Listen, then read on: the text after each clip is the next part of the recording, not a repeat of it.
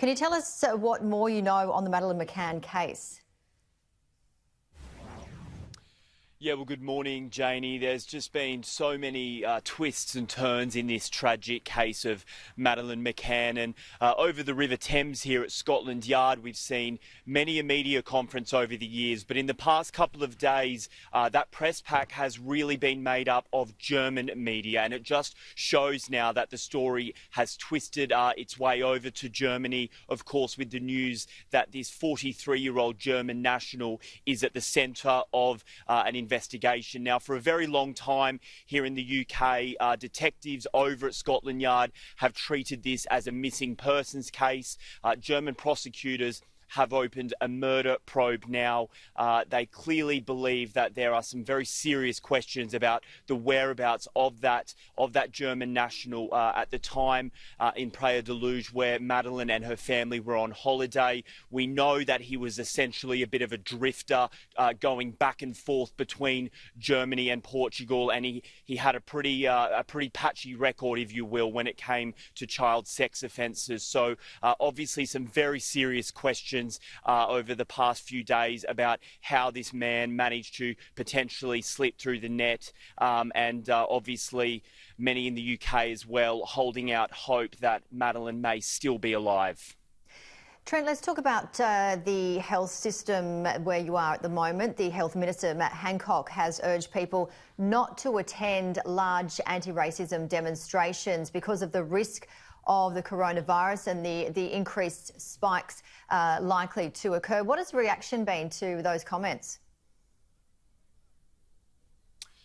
Yeah, well, it's been a bit of a day of reflection, if you will, I think, in the UK today. They passed quite a grim milestone. 40,000 people have now been confirmed dead as a result of the coronavirus. Only the second country in the world to pass that figure, of course, the other one being the United States. And whilst the infection rate is dropping, the health minister has stressed that the spread of this virus is still in the community, and that these large gatherings really could be a petri dish, if you will, for it to once again ramp up and start to spread, just as the country was starting to make some progress with keeping the infection rate low. Now, the UK, of course, is still very much under lockdown. The government is stressing people should stay at home if they can, and to avoid going out if possible, except for, essential work or essential journeys.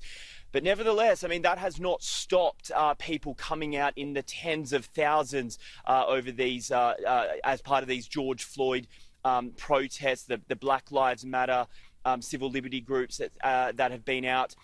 They are saying that they want to stand in solidarity with their brothers and sisters in the United States. More protests are expected over the weekend, with people expected to gather outside the American embassy here, calling for an end to police brutality and racial injustice. And Trent, we just saw some vision of the protests that occurred this week. A lot of people were not social distancing. Some were wearing face masks, some weren't. Authorities in the United Kingdom, in fact, have ordered that wearing face coverings will be compulsory on public transport, and those without masks could face fines. And the World Health Organization has changed its policy on face masks, advising that they should be worn in public places.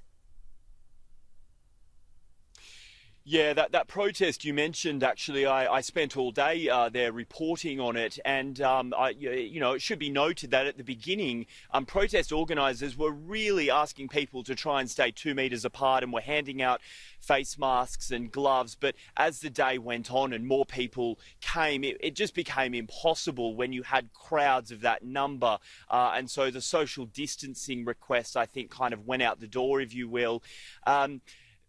The face mask issue has been a prickly one in the UK because there hasn't really been any conclusive science or guidance from the government on just how effective it is. But they are now encouraging people to use them as just one of a number of measures to try and slow the spread of the virus. You're right in saying June 15th is the day that they're going to ask people in England to wear them on trains and buses and other public transport, and they're saying that it can even just be a scarf or a piece of material. And they're asking people to try and stay away if they can from those surgical medical masks that some chemists are selling, saying they'd like to try and keep the stock levels of those types of masks reserved for doctors and nurses still working in the healthcare system. Trent, Crisis, a charity, has estimated that it would cost around £282 million to provide the people in emergency accommodation with permanent housing and support for the next 12 months. Have you actually heard any more on if the government said councils are required to continue to provide accommodation? Yeah, well, we're starting to hear a bit of back and forth between the government in Westminster behind me and local councils up and down the UK. At the beginning of lockdown and when this pandemic was becoming quite serious, the government handed out a fund of around 6 million Australian dollars to local councils to house around 14,500 homeless people and rough sleepers, to try and get them off the streets to prevent the spread of the virus, outside in public. Councils are now saying that those contracts are coming to an end, that the funding is not there, and they may find themselves in a situation where they're having to ask people that are homeless, that were being housed in hotels and other emergency accommodation, to leave. And so they have said more money is needed. No commitment yet from the UK government on whether that will happen. It's long been a prickly issue in the UK between the Labor Party and the Conservative Party on just how much funding there should be to try and prevent people and help people sleeping on the streets, not just here in London, but in cities and towns up and down the country. And almost £7 billion has been raised to immunise 300 million children at a virtual global vaccine summit, which was hosted in the UK. Prime Minister Boris Johnson said up to 8 million lives would be saved as a result of the funds pledged at the Gavi Vaccine Summit on Thursday.